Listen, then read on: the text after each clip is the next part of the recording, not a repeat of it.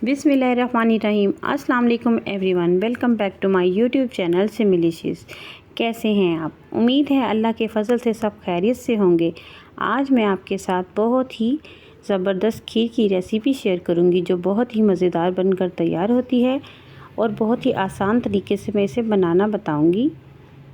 इसे हम मिट्टी की प्लेटों यानी ठूठियों में सर्व करेंगे और इस खीर की ख़ास बात यह है हम इसमें ना ही खोया ऐड करेंगे और ना ही शुगर को कैरेमलाइज़ करेंगे और ना ही इसमें मिल्क पाउडर ऐड करेंगे, लेकिन फिर भी इतनी मज़ेदार और जायके से भरपूर बनकर तैयार होगी कि आपको लगेगा जैसे आपने इसमें खोया ऐड किया हुआ है।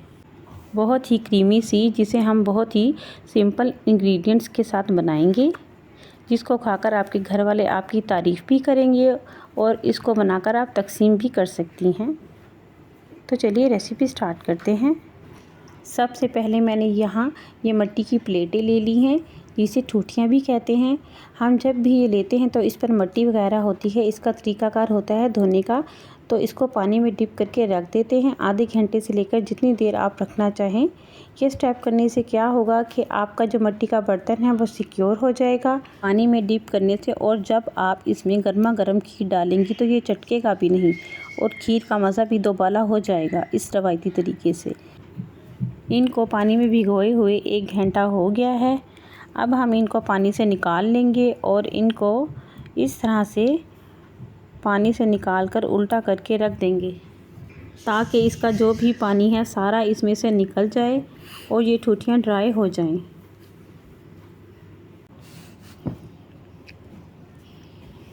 अब हम इसके लिए खीर तैयार कर लेंगे। इसमें जमाने के लिए अब आ जाते हैं खीर के स्टेप की तरफ। तो मैंने यहाँ खीर के लिए चावल लिए हैं।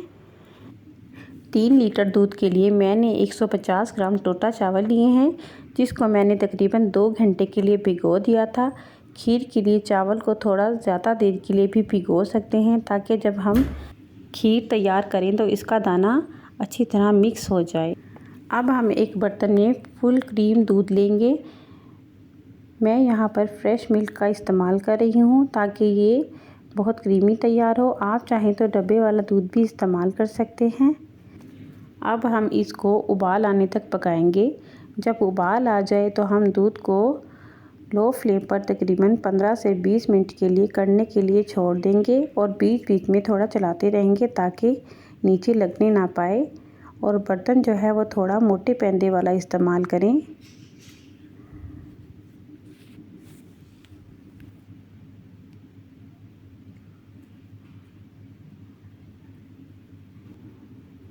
अब चावलों को भीगे हुए तकरीबन 2 घंटे हो चुके हैं। अब हम एक जग में भीगे हुए चावल शामिल करेंगे और आधा कप पानी भी इसमें शामिल करेंगे और इसको ग्राइंड कर लेंगे।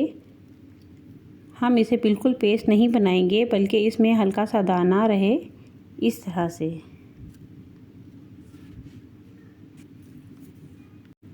दूध को पकते हुए 20 मिनट हो गए हैं।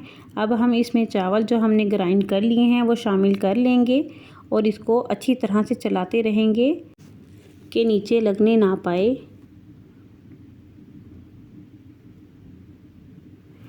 और मीडियम फ्लेम पर इसे पकाते हुए इसमें 2 इलायची शामिल कर देंगे। आप चाहें तो इसमें इलायची पाउडर भी शामिल कर सकते हैं। और जैसे जैसे ये पकती रहे तो साथ साथ इसकी साइडों से भी स्क्रैप करके मिक्स करते रहें। इस तरह मिक्स करने से ये बिल्कुल खोए का मज़ा देती है और बहुत ही क्रीमी तैयार होती है। और देखिए पकने से इसका कलर कितना प्यारा होता जा रहा है और जायका तो बनेगा ही लाजवाब। जब इतनी ईमानदारी से मेहनत करके खीर तैयार करेंगे तो मज़ेदार तो बनेगी ही। देखिए इसमें अब इस स्टेज पर जब बबल बन रहे हों तो हम इसमें चीनी शामिल करेंगे। 3 लीटर दूध में मैं 1.5 प्याली चीनी शामिल कर रही हूँ। ये बिल्कुल मुनासिब है, बाकी आप अपने जायके के मुताबिक चीनी को कम या ज़्यादा कर सकते हैं। अब इस पॉइंट पर मैं इसमें कटा हुआ खोपरा, किशमिश और बादाम शामिल कर रही हूँ।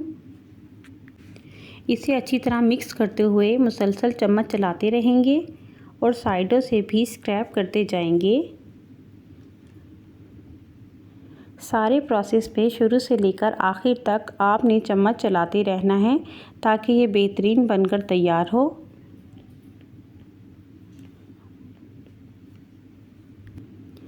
चीनी डालकर पकाते हुए मुझे 10 से 12 मिनट हो गए हैं और अब इस तरह से बबल्स बन रहे हैं।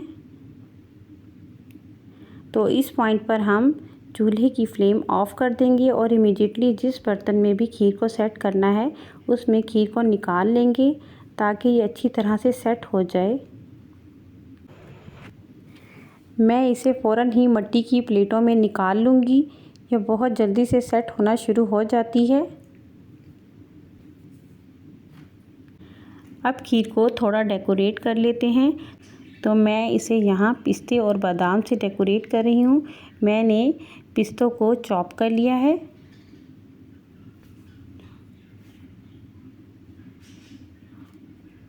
और दरमियान में मैं हाफ़ कट करके बादाम इस तरह से डेकोरेट कर दूँगी। इसी तरह हम तमाम प्लेटों को डेकोरेट कर लेंगे क्योंकि डेकोरेट करना भी ज़रूरी होता है।